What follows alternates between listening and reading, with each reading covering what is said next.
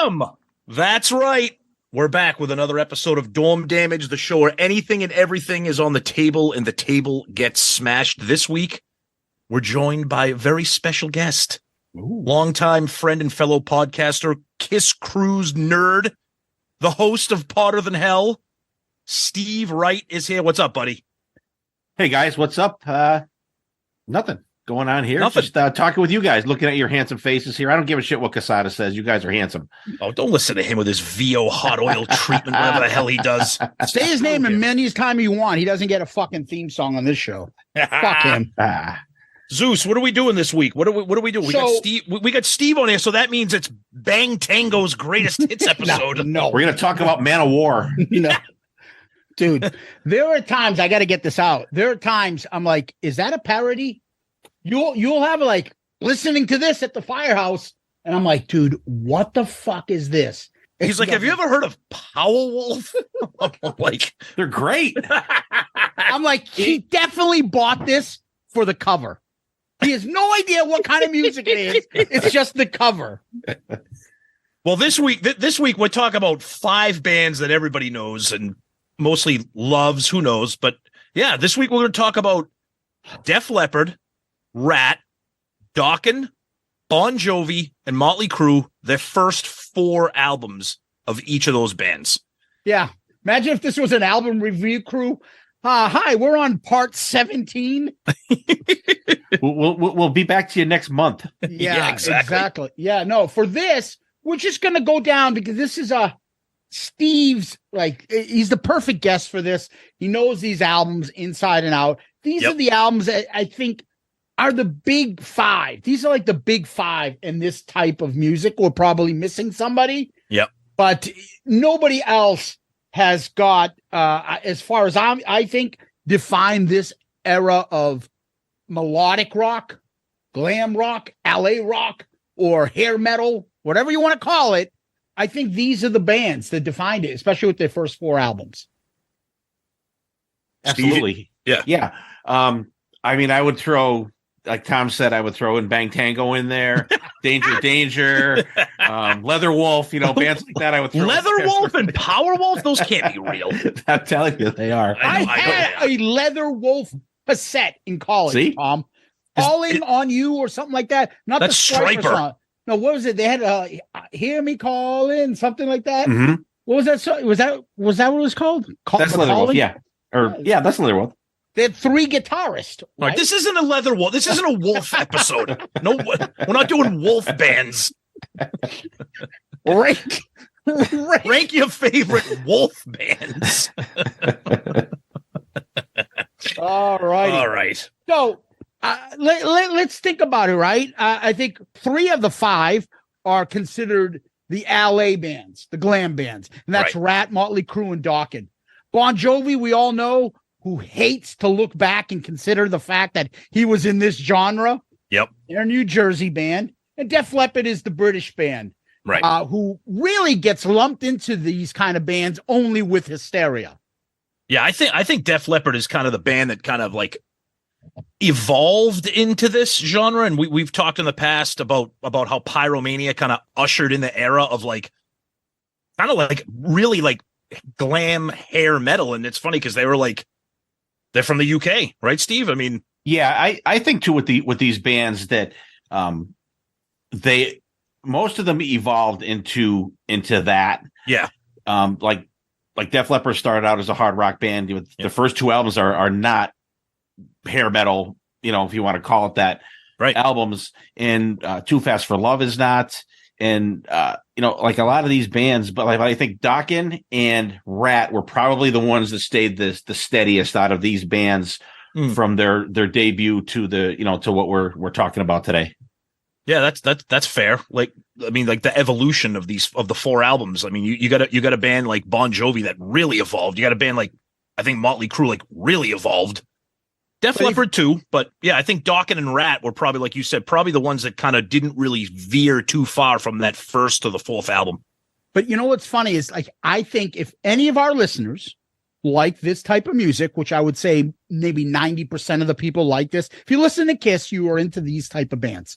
Mm-hmm. these 5 were bands that you bought their records in the 80s, and they would churn out an album every 1 or 2 years, and you would buy them because that was the band you would buy. Dokken, Ratt's got a new album. Okay, Bon Jovi's got a new album. Oh, Def Leppard's got a new album. You're buying them. They're in your collection. All of us had these albums in our collection. It's very hard to find the guys like, yeah, I listen to Dokken, Bon Jovi, Ratt, but I won't buy Motley Crue. Like, what? Right. You like one, you like all of these. And I think we've all had these albums. And what's interesting is right about the 4th album of all these is when music changed, and Steve's favorite type of music, grunge, came in, and the style changed, and these albums became different. But if you look at these, all 4 of these, all 5 bands on their 4th album, they're still like, this is in their wheelhouse. This is the type of album they're still putting out. Then they start getting a little bit different.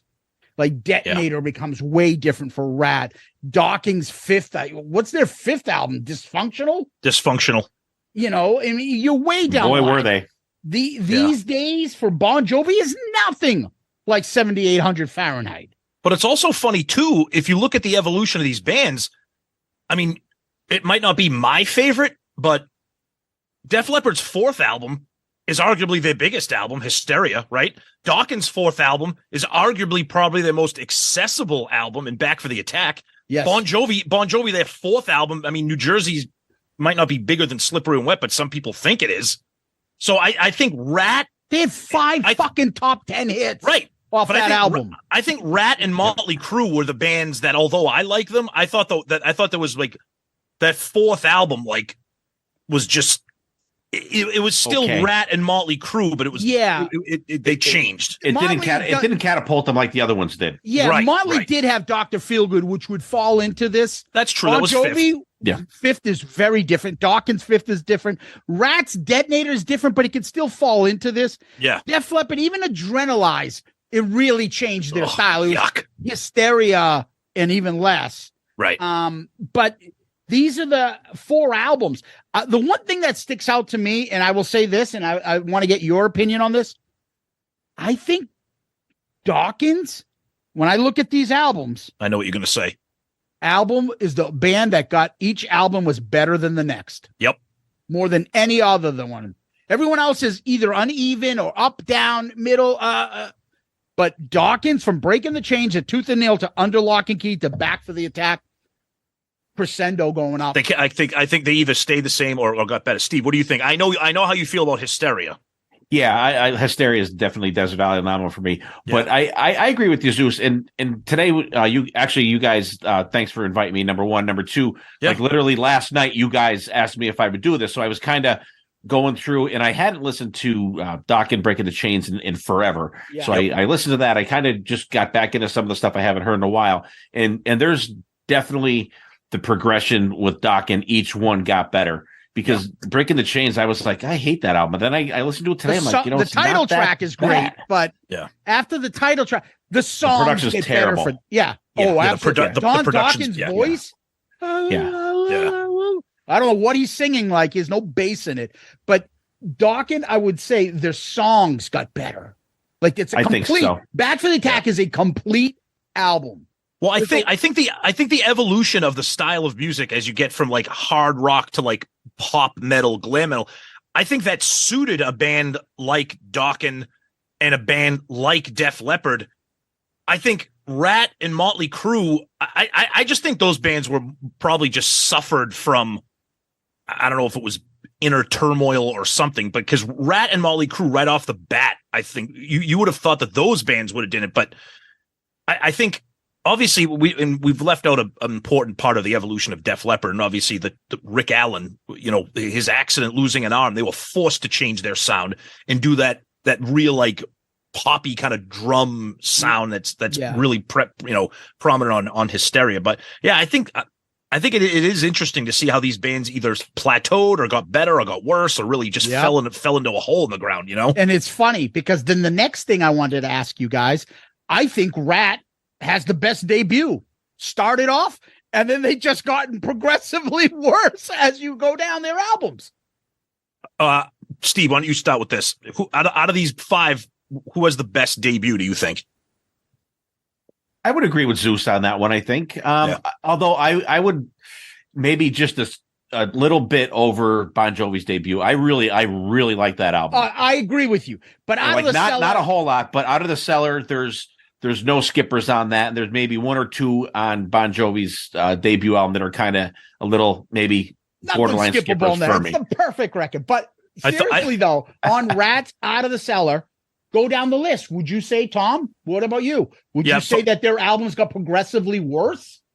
For me, Ratt? Oh, by far, no doubt. Right? I mean, when you start with Out of the Cellar, Invasion of Privacy is a great album. Invasion of Privacy is great. It's like Out of the Cellar Part 2, but not as good. Correct. And then they like Dancing Undercover is good.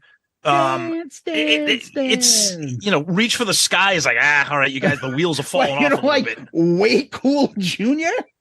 No, but I think in terms of the best debut, it's easily Out of the Cellar. But I think I've always had a soft spot just for Too Fast for Love because I remember when I discovered that cassette and I was like, because my introduction to Motley Crue was Shout at the Devil, courtesy of MTV. Same here. I didn't know Too Fast for Love. So going backwards to Too Fast for Love and hearing songs like Merry Go Round and Starry Eyes, I was like, whoa, what is going on with this band right now? And I'll tell you right now, I am in the minority. I think I can't wait to see what you guys think. I love Theater of Pain. I'm sorry. I always have. Zeus is laughing. Steve has a big smile. All right, Steve, Theater of Pain, no. All right. Well, let me just say, first of all, and here's one thing that kind of I thought of when you were saying that, Tom, about first getting into Shout at the Devil. Yeah. I'm a couple years older than you guys. And so those years, like I got those albums as they came out because we had, it wasn't obviously not the Leather Records version of it, but when they reissued it, we did have Too Fast for Love when it, like the year it came out. So we were with Crew from the beginning. Okay. And that album's great. That album is excellent. It's awesome. And, but what was the rest of that? Theater of Pain. I love Theater of Pain. Yeah. I live in the house that my grandparents owned, and they had a swing on the front porch. And I remember when that album came out that summer, I had my Walkman and I sat on that swing and listened to that cassette over and over and just kept on flipping it. What part do you love? The fucking trumpets and smoking in the boys' room? Dude, we need a lover tonight. Kicks ass. It's something about the album. I think that a lot of that has to do with how I was listening to it. It's literally right 5 feet from where I'm sitting now because I actually live in the house. I bought the house my grandparents owned. And I think that's more of a memory type thing. Because Home Sweet Home just is fucking off the charts legendary for all of us. And if you grew up in the 80s, you know that song, and you know when Motley Crue hit it big, you have sentimental feelings when that comes on. I agree. Yeah. And Louder Than Hell is just a ripoff of I Love It Loud. It's just it's a fucking same song. Yeah. But it's better than I Love It Loud. No. I'm kidding. I'm kidding. All right. So then I would look at, let's go. So we've already did Dokken saying that they got progressively better. Ratt got progressively worse. Yep. Let's go to Bon Jovi. I love their first 2 albums. I talk about it all the time. I even had their VHS before Slippery When Wet came out of all their videos. That was my band. The most melodic, hard rock. Every song is good. Catchy tunes, good vocals, great guitar, nothing too over the top. Harmonies, choruses, catchy songs. And then the motherfucker comes up with Slippery When Wet. And then everybody falls in love and goes, oh my God, the girls love Bon Jovi. And then coming up with the sequel, it doesn't sell probably as much, but New Jersey up with that album with that pressure on you. Yeah. Fucking amazing. And yeah, New Jersey is not as good. I feel like there's fucking a couple stupid songs on there, but I love Bon Jovi's first 4 albums. That Bon Jovi, I don't know about the shit afterwards, are as good as any band on this stuff here. These 5 bands, those 4 albums by Bon Jovi, I don't know. We'll rank these after each other, but I thought Bon Jovi's early stuff and Too bad they don't do that kind of music anymore. It was unbelievable. Steve. Yeah, they're the saddest one out of all the ones we're going to talk about tonight from what they've turned into. I mean, Ratt is, they're all splintered and all that shit, but whatever. But like when they get together, if they do again, they play Ratt. Def Leppard, they're still out there. Crew, they're still out there with whatever configuration you want to call them now. And Dokken, he still goes out, but we know how that's going on with him. But they still maintain that era. You get Bon Jovi, he doesn't want shit to do with he's these Bruce albums. Springsteen part 2. I hate that. I mean, imagine if he just said, you know what, fuck it, I'm gonna go out. My final tour is going to be first 4 albums. We're just going to do this shit. People would lose their fucking minds, including myself. And I've seen Bon Jovi from their first tour. I saw them open for Scorpions in Philadelphia in 1984. And nice. I've seen them, pretty much all the other tours, 7,800 Fahrenheit up to, I'm going to say up to Keep the Faith. But then I seen them a couple times in the 90s, and I saw them about maybe 10 years ago. And it was like right after Richie left, and they were okay. But now, like, you watch some he of has his videos, trouble singing too. Yeah. He's really bad. But it's, the rumors Richie is supposed to be coming back to the band and stuff like that. So I hope he will maybe push him back in that direction, because the last couple albums, they're country rock. Country rock, but shitty country rock. But he's like trying to do like, can you imagine? Like, because I know every once in a while he'll throw in an oldie here and there, but he's not gonna do like You Can't Go Home and then go, this one's called Tokyo Road off of 7,800 Fahrenheit, because people are like, oh my God, what is this hard rock music? Like he has a different audience now, and it's too bad because John himself is I don't know. For me, he's a very likable person. I've never heard a bad thing about him. He does a lot of charity work, helps out a lot of good people. He's never got himself tainted. Plus, he's a big Patriots fan, right, Tom? That's right. Yeah. And he's always got a great attitude. I like John Bon Jovi personally. I just don't like what he's done with his music. Bon Jovi is the only band in this list that I literally, and this is going to sound weird because I have no connection to Bon Jovi. I never. Not anymore. No. Like he never got into them. I never got into them. So my sister had the 7,800 record, and all I knew at that time was In and Out of Love. In and Out of Slippery When Wet comes out, and of course it was impossible to ignore that album because of MTV, and everybody had the cassette. And I loved Slippery When Wet. I loved it. New Jersey, I never owned it. I've never seen Bon Jovi in concert. But you heard it everywhere. Right. And I think the problem with me with Bon Jovi, I'm like, oh, that's like the band that like the chicks like. Yes. That's like a chick hair band. They're not Ratt. They're not Dokken. The girls like Bon Jovi. I'm not listening to them. But they weren't Poison like. Yeah. Right. At that time too, you had a lot of heavier stuff coming out. Metallica was out by then.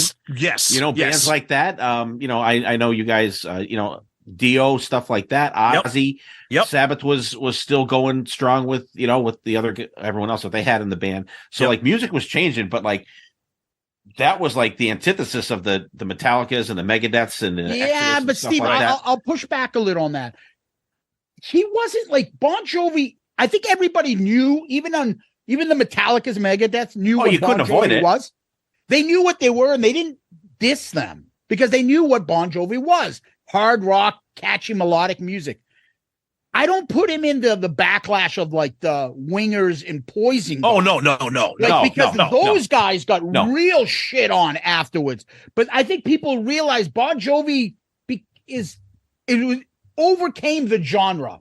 Yeah. Bon Jovi got themselves out of hair metal, glam metal, because I think he thought if he stayed in that, his career was over. Like all those other bands. Yeah, and I also think that's why he tried to push that shit away and try to become more adult contemporary or whatever. But I also think the image too, when you look at those bands, I mean, Bon Jovi didn't, I mean, okay, maybe some of the videos are slippery. The first 2 albums they did, even the third.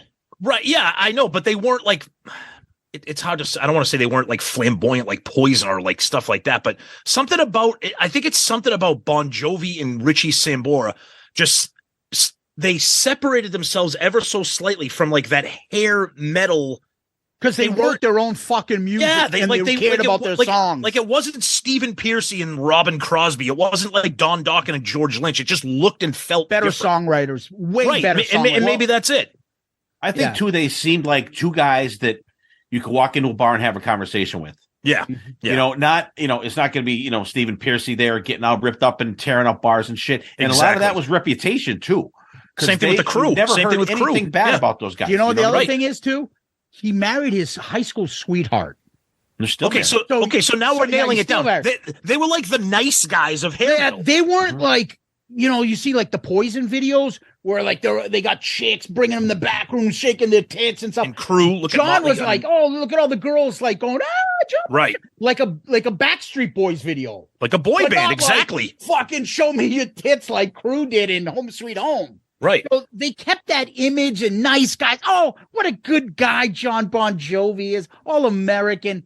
And I think Def Leppard was fairly similar to that. I mean, I think to me personally, I think Def Leppard is light years better than Bon Jovi. That's just me personally. That's okay. But I think it's the same thing. I think they were like the nice guys of that genre. All right, let's go Def Leppard. Yeah, now, go ahead. They are, I would say, the big differences with Def Leppard amongst the five is obviously considered a part of the new wave of British metal, and they're English.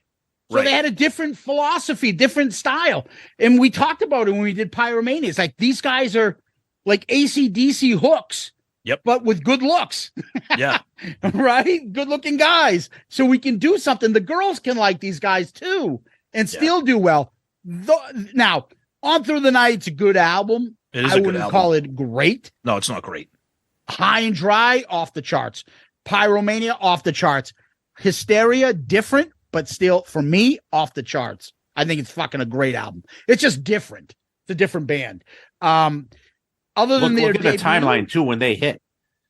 Yeah, like they're the earliest band on this list. Their debut was 1980. That's so right. They're on their third album by 83. Bon Jovi's not out yet. Rat's not out yet, and hair metal is not even a word. Then. Yeah, no. There's no hair metal. And MTV hits right then too. Would you say Def Leppard probably has transformed from album 1 to 4 the most? Oh, by far. Right. By far. Go listen. I always laugh because Hysteria is a good album. And I am not trying to sound like one of those guys. I'm not trying to sound like a Metallica fan. Like, oh, Load's terrible. You got to listen to Puppets.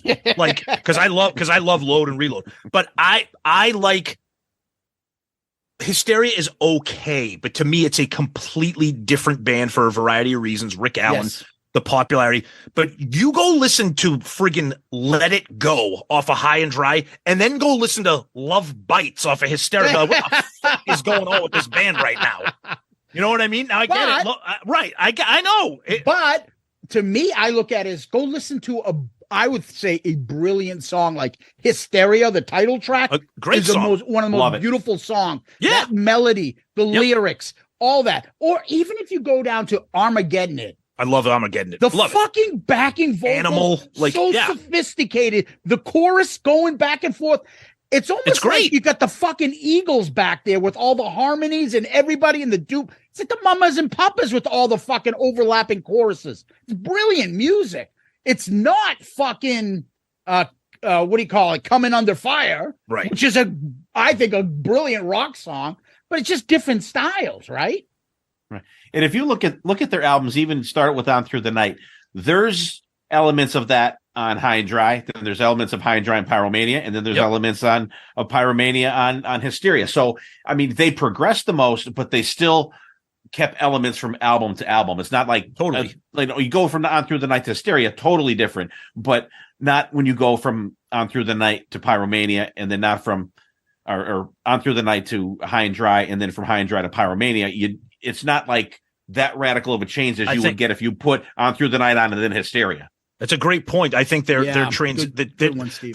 evolution was very subtle, and I think and they didn't it wasn't jarring. Like, because when you got On Through the Night, you get High and Dry, like, okay, and then Pyromania, like, okay, it's a little bit more melodic, it's a little bit more poppy, but it still kicks ass. And then like you said, then you get Hysteria is like, okay, this is real poppy and real melodic. I think it's also the production in it. Oh, totally. You go from production to like, wait a minute, on Pyromania, it's almost like the same music on High and Dry, but this is a little bit more sophisticated. And then then you go to fucking Hysteria and you're like, who the hell, what do you have, 15 engineers on this album? It's amazing. Now, Motley Crue, let's go to them for a second. Go ahead. Yeah. I would say they're the most erratic as far as album 1 to 4 go, up and down, because this second album by far is their best album, in my opinion. I Shout at the Devil is one of the all-time greatest albums for me personally. I'll never get sick of Shout at the Devil. And then you like Theater of Pain. I do. I think girls. Okay, Wild Side, girls. Who else is clamoring for you don't? What are you talking about? You don't like their cover of Jailhouse Rock? Like, come on. You don't like Dancing on Glass? Steve, where are you? I mean, I think everybody who likes this music likes Too Fast for Love, likes Shout at the Devil, love Shout at the Devil. To me, I think Girls is a mess. Where are you on Girls, Steve? That's all over the place. It is. But there's great shit on there. Like Wild Side's probably my favorite Crue song. Like Bad Boy Boogie is like known as like, what are you doing? What are you doing? No. I forgot about that. You know, are you out of your head like, over you? You know, in Jailhouse Rock, I'm like, guys, come on. I think it's funny when you look at Motley Crue's fourth album and kind of how it's a mess, according to us. I don't think it's that different from Ratt's fourth album is kind of a mess. Reach for the Sky. It's like, yeah, that is actually pretty true. You know what I mean? Dance on the Cover is a little like Theater. Yeah. Right. They follow similar. I mean, although I think the first and second albums you get reversed with the two bands. Yes. But I think those bands are the ones that are kind of like, yikes. You kind of. But like you said, they're different because they redeemed themselves with their fifth album with Dr. Feelgood. Oh, I love Dr. Feelgood. Yeah. It. I wish we could put that in there and get rid of like Girls or Theater and say Dr. Feelgood, and then that would be a great one. Yeah. So let's do something fun here.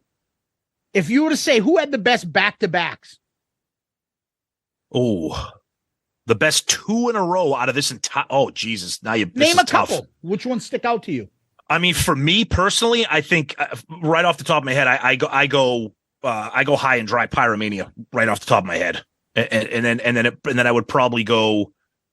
See, it's funny because we haven't mentioned this yet about me personally. My evolution of these bands has kind of changed. Growing up, I was obsessed with Def Leppard and obsessed with Motley Crue. I liked the hits from Ratt. I liked the hits from Dokken. But as I've gotten older and as I've just kind of my tastes have changed. I spend way more time listening to Ratt and Dokken, and it could be fatigue too. But when I listen to some of like the Motley Crue stuff, I'm like, but like I don't get tired of Dokken. I don't get tired of Out of the Cellar. I'm getting tired of Betty. Yeah, exactly. But so here's what I would say. For me, Dokken, it's easy. Under Lock and Key and Back for Attack. Yeah, that's Bon Jovi. If I had to pick, and this is something I'd probably ask Steve. Steve, I will take Bon Jovi and 7800 Fahrenheit as their best back-to-back albums. Whoa! Slippery in New Jersey. Controversy. Yeah. Yes, I would take those two first. Yeah, that's too far for you. Say. That's a little too far for me. But there's great. Some of this stuff is impossible for me because this shit is in my DNA. Like from like all these albums I had like when they came out. Yeah, like, literally when they came out. Yeah. And I agree with you for Dokken, definitely Under Lock and Key and Back for the Attack. And but I mean, just think of the even those two albums, the Turmoil, the band, those guys fucking hated each other when they did Back for the Attack. They were on that Monsters of Rock tour, and they just all showed up separate, played, and they were gone. There was so much shit in all those rock magazines. I used to buy them every week. Mm-hmm. And then I remember when they finally broke up, and I remember reading like someone wrote to the like It Parader or something like, you guys did it. You guys finally did it. You kept writing articles about them hating each other and you fucking broke them up, you assholes. And I'm like, dude, calm down. But anyway, then obviously Motley to me is their debut in Shout. And then Ratt, the first two albums, obviously. It's got to be. Def Leppard, I don't know if I'd go High and Dry Pyromania or I'd go Pyromania Hysteria. That's tough. To me, Hysteria, we've had this argument before. I did with Steve, and I know we talked about it sometimes with Sonny too. To me, Hysteria is the ultimate 50-50 album.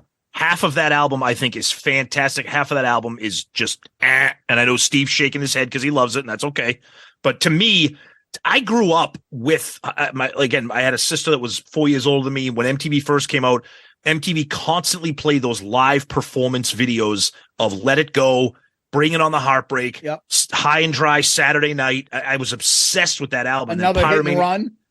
Oh yeah, another hit and run. Just incredible shit on that. Remember they put out the video for Me, My Wine? Yeah. Oh God. Remember that? I think there's two videos for that. Yep. Yeah, they were some like the second one. They're like partying in the house and drinking. Yeah, Rick Allen's playing in the bathtub in the shower or something. Yeah. So it's funny, but again, that's what I would go for 2. If you go to 3, I don't know what I would do for Bon Jovi. I mean, I would probably go Bon Jovi 7800 Slippery. Nothing else comes close to High and Dry, Pyromania, Hysteria for me. Nothing. That's the best by far. If you go, best Steve, what's your 3 in a row there? If you 3 in a row, I'd go Dokken for the 3. I'd go Tooth and Nail, Tooth and Nail, and Back for the Attack. Just absolutely fantastic album. Yeah, I would. Oh, God, this is so difficult for me because I love High and Dry and Pyromania. I do like some of Hysteria. I would probably go Def Leppard or. Jesus Christ, I can't believe I'm saying this. I might go Motley Crue just because I like Theater of Pain. Oh my! I don't know. Too Fast for Love to Theater, right? Yeah, I like Theater of Pain. I don't know why. What about Nona on Girls? And that's put it over the top for you. I'll put it this way: I think Girls. So what we got? 20 albums. Say 5 bands, 4 albums. Girls might be one of the worst albums out of all 20. In my opinion, it is. In my opinion, it is. Breaking the Chain would be up there. And again, these aren't bad albums. It's just like, look at these fucking bands. Yep. Reach for the Sky, On Through the Night. Yeah, Reach for the Sky is questionable, but it does have I Want a Woman on it, so that's great tune. Not I mean, you could girl. cherry pick songs off those albums for sure. That's as far as top. I mean, someone's got to be at the bottom. Right. But that's a good point, Steve. I think that's one of the problems with some of these bands. They go later on. It's like you have to like Girls. That's like apparently the whipping boy of this episode. But you pull out, you cherry pick the good songs, and they're good. They're great songs. But the rest of the album is like All right, let's be even more specific. Let's go Dokken. Best song of those 4. Besides best song of those 4 albums. Yeah. I would say besides Kiss of Death. Oh, to me, that's easy. It's Unchained the Night is probably my favorite Dokken song. Steve? I've always loved Lightning Strikes Again on Under Lock and Key. Oh, that's a great one too. That song just rips. It's John Dokken is fucking screaming in that song. Yep. No, I was just going to say, I remember when we reviewed Back for the Attack, I said, I think Back for the Attack is probably my favorite Dokken album, top to bottom, but all of my favorite Dokken songs are on Under Lock and Key. I just think Back for the Attack's like a more consistent album. I know that kind of doesn't make any sense, but anyways. It makes perfect sense. Yeah. All right, Bon Jovi.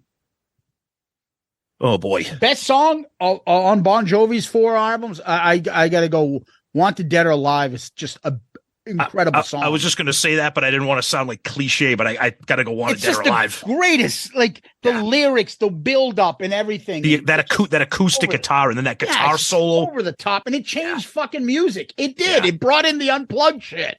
Yep. Steve, Bon Jovi. Homebound Train on New Jersey.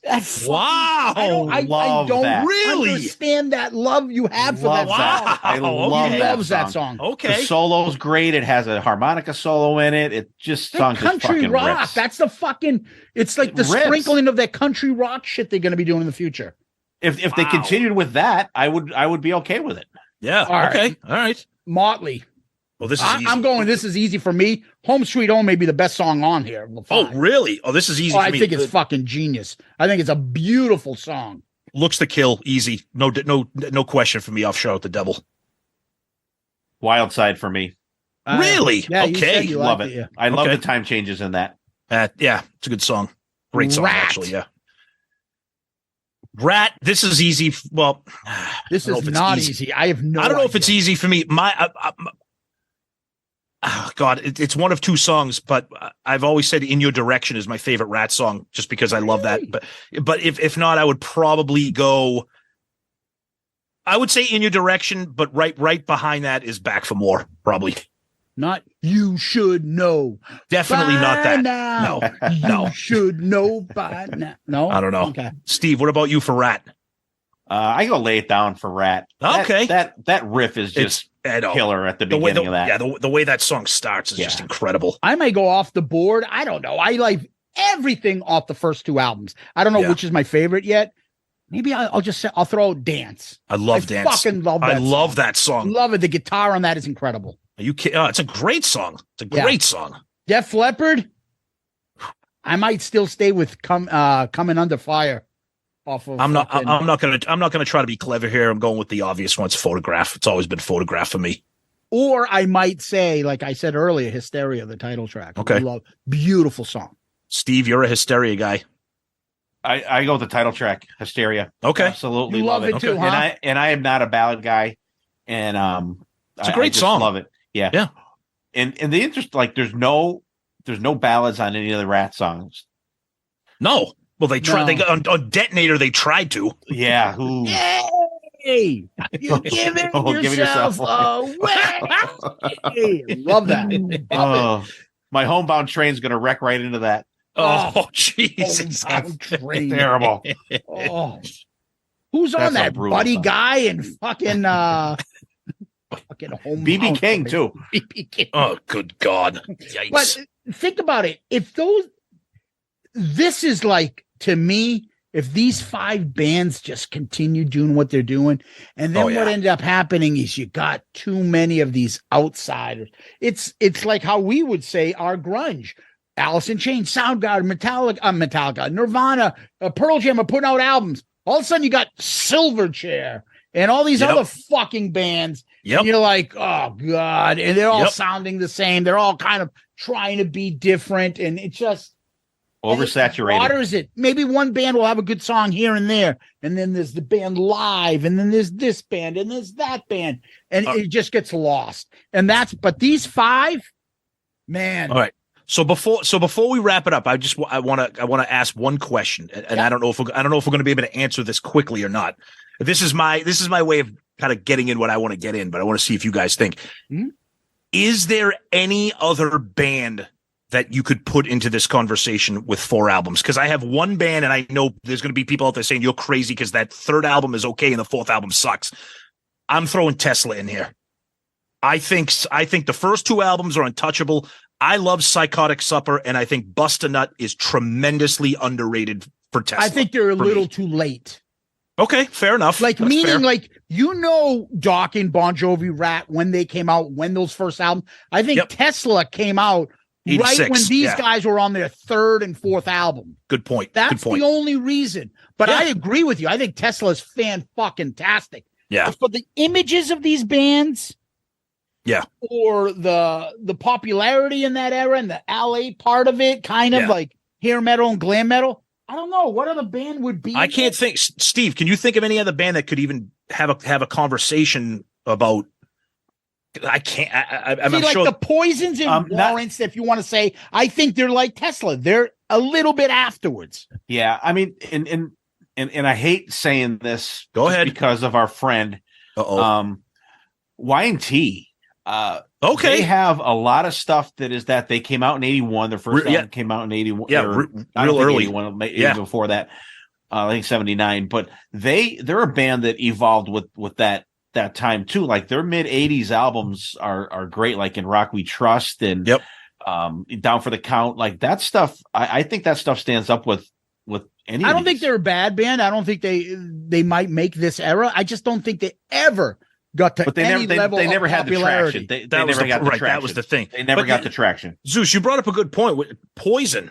I mean, I'm not a big. A little after them and Warrants and things like that came a little afterwards. That's how I look at it. Yeah, fair. And, Warrant doesn't have the catalog that these guys have that we're talking about tonight. That's true. Yeah.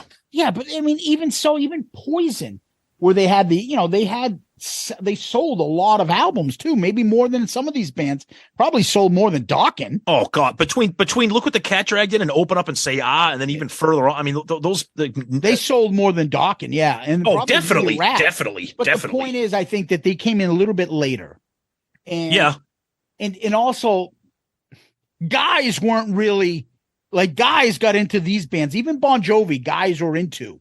Yes, and then Poison is more of a girls and kind of. It's not the same. I wouldn't put them in this category, although people that hate this genre would throw them all together and call it hair metal. Yeah. Right. Yeah. I'm not sure if there's any other band that would fit. These no, if not up with the echelon that these guys are. I mean, there's bands like LA Guns and, a little bit like later. Faster Pussycat that they came out a little bit later. And I was going to say also just on the edge of it. Yeah. I was going to say if they didn't fuck up and they came out later was Guns N' Roses. You had Appetite, GNR Lies, and the Use Your Illusion albums, but that was late 80s, 90s. They would go with the LA Guns, Faster Pussycat. Yeah. I would put them in with those guys. Yep. But these five, I think, are the quintessential. And if you're really into this music, you should have all of these albums. Really. I agree. Yeah, I mean, this is fun. Yeah, Steve, tell everybody where they can get more Powerwolf talk if they want to hear from Steve and the Part of the Hell guys. You can get Powerwolf, Sabotage, Saxon, Scorpions, everything. Scorpions, awesome. And we do a lot. We do a lot of this stuff too. Actually, we just did it like a combining album thing, and two of my albums were Tooth and Nail and Under Lock and Key. Awesome. Like make one album out of two. Nice. Impossible to do because the songs you leave out could be another album of itself. Yeah. And by the way, hey, Steve, you just said it. I forgot to even mention it. Best probably solo guitar song, Tooth and Nail, off these all five bands. Tooth and Nail, the title track is the song itself, the title track. Oh, yeah, the guitar solo. There's so many for George Lynch. Who do you just before not to extend you, but who do you think is the best guitar player in the five bands we talked about tonight? Not even close. George Lynch. It's got to be George Lynch. And then if you're going to throw in anybody else, you put in Warren DeMartini. I would put Richie Sambora. Okay, fair. And Warren. I would put different kind of player though. They're the different same, kind of player. But Richie. I love their solos. Melodic solo, right back into the song. Nothing fucking crazy. And they fit. Even Def Leppards. I mean, you don't really go nuts about their solos. Their earlier albums, yes. No. But not by Hysteria. Has anybody been like, the solos, guitar solos on Hysteria? No, there aren't. Are there any solos on Hysteria? I know, that's what I'm thinking. I've never heard anybody say that. Yeah. But Steve, tell us exactly where we can find you and BB, BC, Dylan, and the rest of Powerwolf Crew. Powerwolf Crew. Yeah, check us out, Part of the Hell podcast. We release an episode every Friday. And like Zeus said, it's myself, BC, BB, and my son Dylan. He's with us. He's the voice of reason, I think, sometimes on our podcast. He's got to reel me in once in a while. But we talk about all this kind of stuff, and we do Kiss episodes, Iron Maiden, and and any kind of like Sabotage or stuff like that is usually BC bringing it in. But I'm the Powerwolf guy. I gotta say, nice, awesome. But check us out. We have a good time. And one thing I always say I like about our podcast, we are all four of us in the same room when we record, which is a nice dynamic. Yes, awesome to have you, Steve. We wouldn't have anybody. I appreciate the invite. Oh, absolutely, always love you, buddy. Yeah. Till next time. Too. Peace out, Girl Scout.